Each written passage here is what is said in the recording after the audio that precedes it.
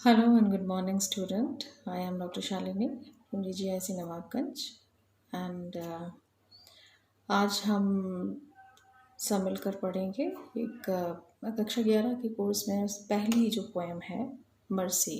तो जो कि मैं घर पर हूँ लॉकडाउन की वजह से और मेरे पास में टेक्स्ट नहीं है, तो मैंने पोएम को पहले इंटरनेट से डाउनलोड किया है, उसके बाद में उसको लिखा है, तब मैं उसको एक्सप्लेन करने की कोशिश करूँगी। आप लोग सब घर पे हैं, आपके पास में किताबें होंगी तो आप अपनी किताबें निकाल लें और उसमें जो पहली पोएम है मर्सी उसको खोल लीजिए। तो सबसे पहले हम देखें मर्सी पोएम किस तरह की है, किसने कंपोज की है और क्या उसका प्रीटेक्स्ट है। फर्स्ट ऑफ ऑल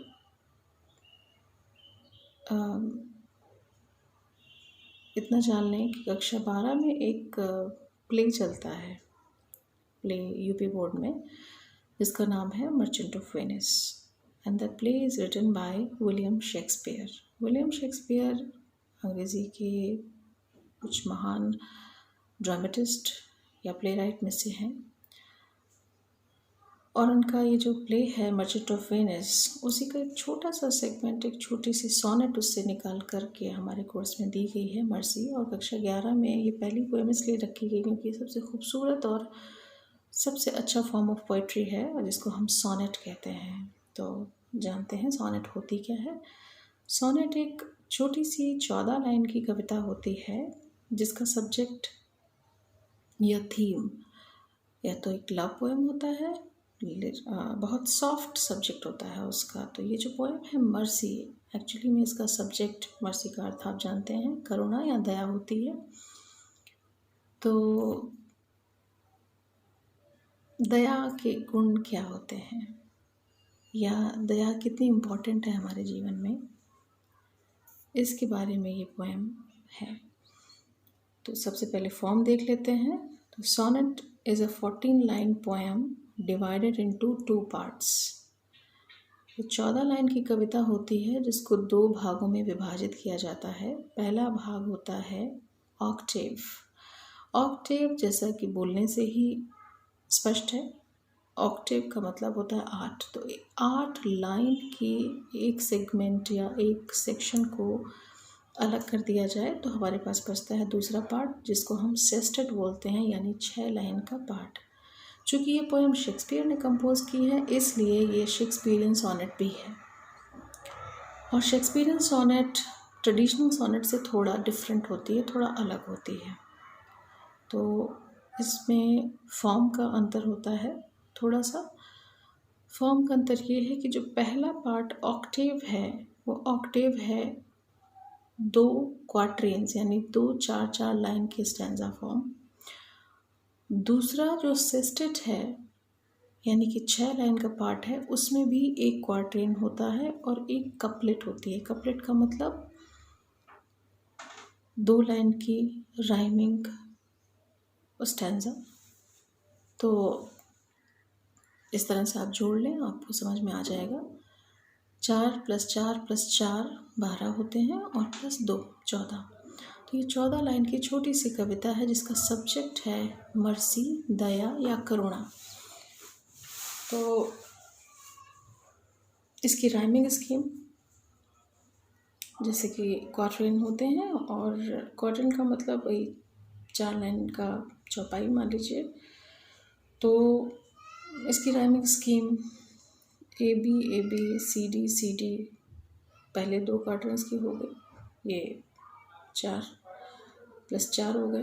और सेस्टेट में होती है ई एफ और आखिरी की 2 लाइन जी होती हैं। तो जनरली यही राइमिंग स्कीम होती है। तो इस कविता में आपको राइमिंग स्कीम, कविता का फॉर्म बता दिया, थोड़ा विलियम शेक्सपियर के बारे में जान लें। विलियम शेक्सपियर एक बहुत बड़े प्ले राइट हैं जिनका अंग्रेज़ी साहित्य में बहुत महत्वपूर्ण योगदान रहा है। एक्चुअली में देखा जाए तो बहुत लोकप्रिय नाटककार थे जिन्होंने करीब करीब हर एक ऐतिहासिक कैरेक्टर पर, चरित्र पर नाटक लिखा और उसका मंचन भी करवाया। वो ज़्यादातर ऐसे नाटक लिखते थे जिसमें मेलोड्रामा, सॉलिलोकीज या पोएम्स का बहुत स्थान रहता था। ब्लैंक वर्स में उन्होंने पोएम्स ज़्यादातर लिखी हैं। तो ये जो मर्चेंट ऑफ वेनिस है, ये एक वेनिशियन या वेनिस में रहने वाले मर्चेंट की कहानी है, जिसमें पोर्शिया हीरोइन का रोल अदा करती है। और पोर्शिया का जो मित्र होता है, एक्चुअली में पोर्शिया के फियांसे का मित्र होता है एंटोनियो।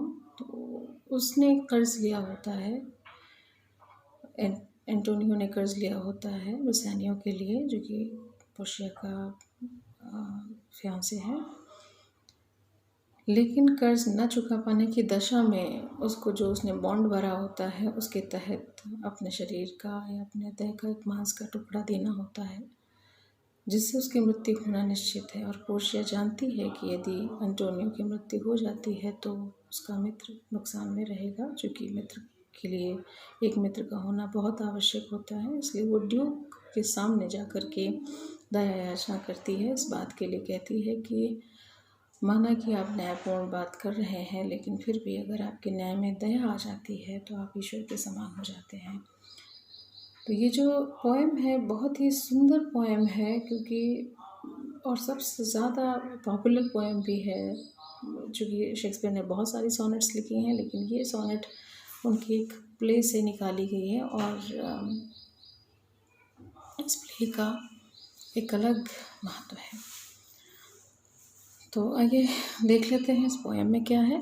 अगर आपके पास में किताब खुली है तो आप लोग देखेंगे, उसमें जो लाइन बाय लाइन मैं रीडिंग लगा रही हूँ, आप लोग भी हमारे साथ चलें।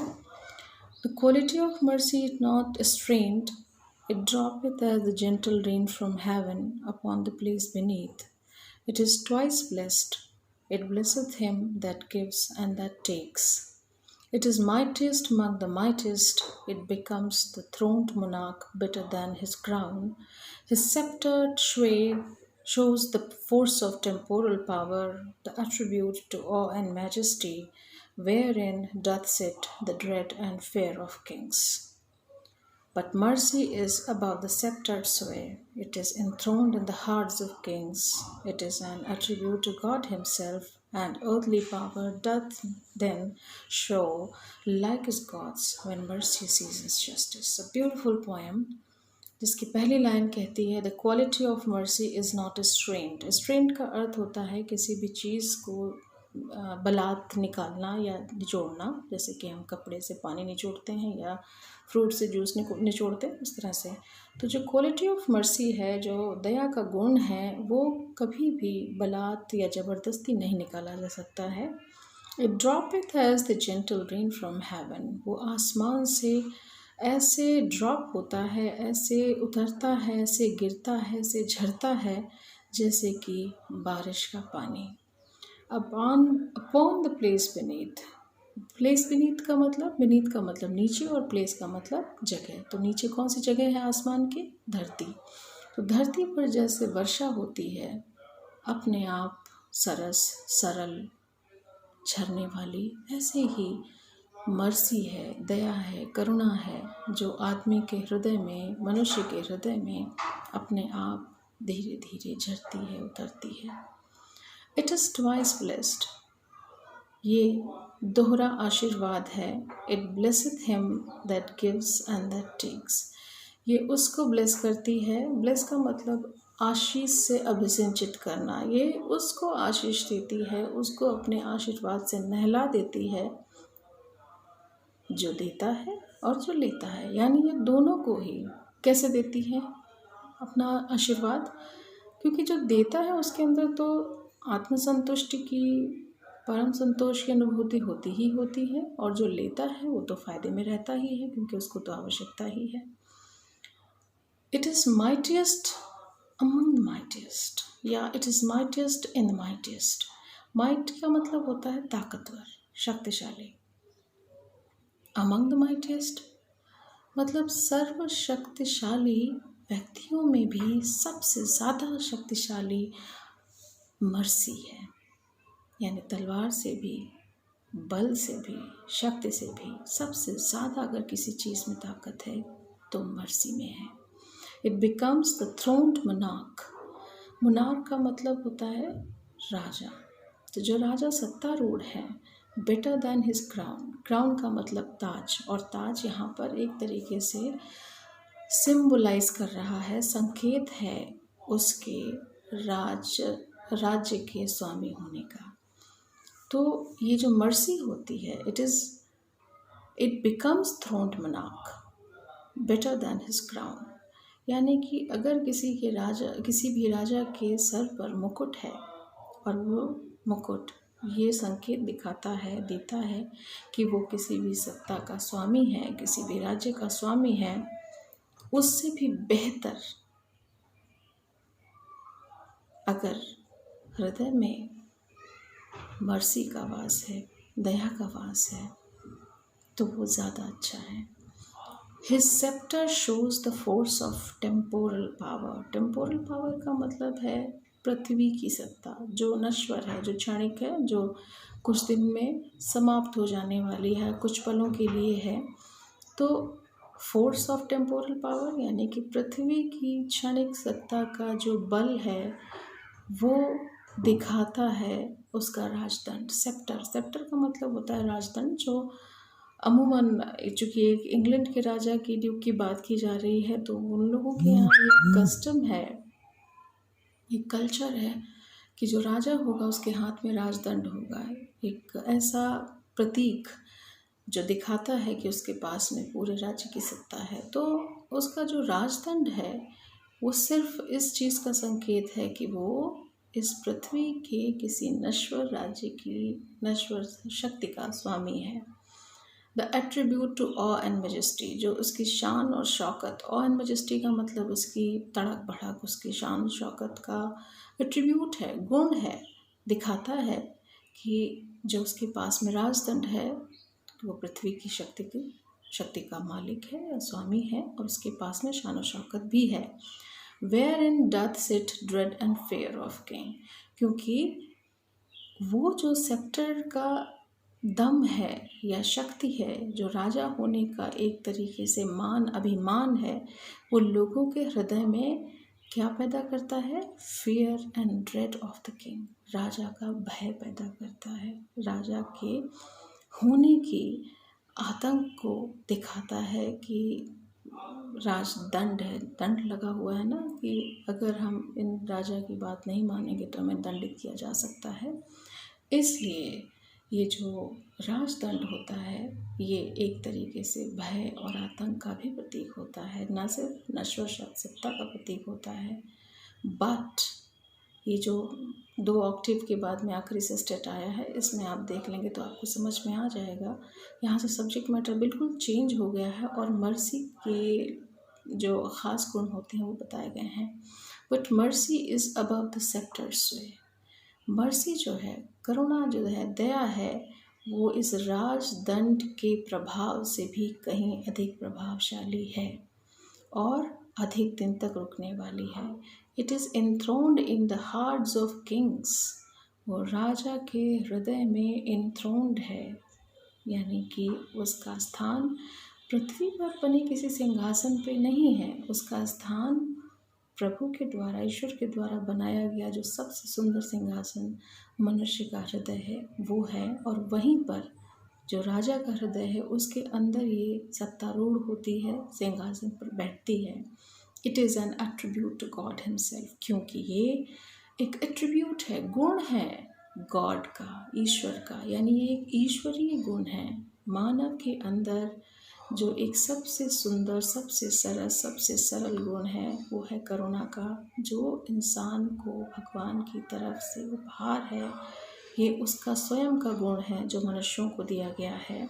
And earthly power doth then show likest God's, और पृथ्वी की सभी सत्ताएं अगर मर्सी को अपनाती हैं तो उनमें ईश्वर का गुण, ईश्वर का रूप आ जाता है। व्हेन मर्सी सीजन्स जस्टिस, और जब न्याय में मर्सी का, करुणा का, दया का पुट मिल जाता है, या करुणा या दया का स्वाद आ जाता है, फ्लेवर आ जाता है, सीजन हो जाते हैं, तब मर्सी बिल्कुल ईश्वर के न्याय की तरह लगने लगती है और वो राजा ईश्वर का प्रतिरूप हो जाता है इस पृथ्वी पर। तो ये जो पोएम है एक तरीके से ड्यूक को परसू करने के लिए है कि आप उस स्थान पर तो ज़रूर बैठें जहाँ पर आप न्याय करेंगे, लेकिन आप अगर अपने न्याय में मर्सी या दया को शामिल कर लें तो आप राजा के स्थान पर हो सकते हैं, आप ईश्वर के स्थान पर हो सकते हैं। आप एक ऐसी सत्ता को रिप्रेजेंट कर सकते हैं जो कि ईश्वर का प्रतिरूप है, या ईश्वर की सत्ता, ईश्वर के न्याय को आप सिंबलाइज, प्रतीकात्मक रूप से दिखा सकते हैं यदि आप अपने न्याय में मर्सी को शामिल कर लें। Thank you.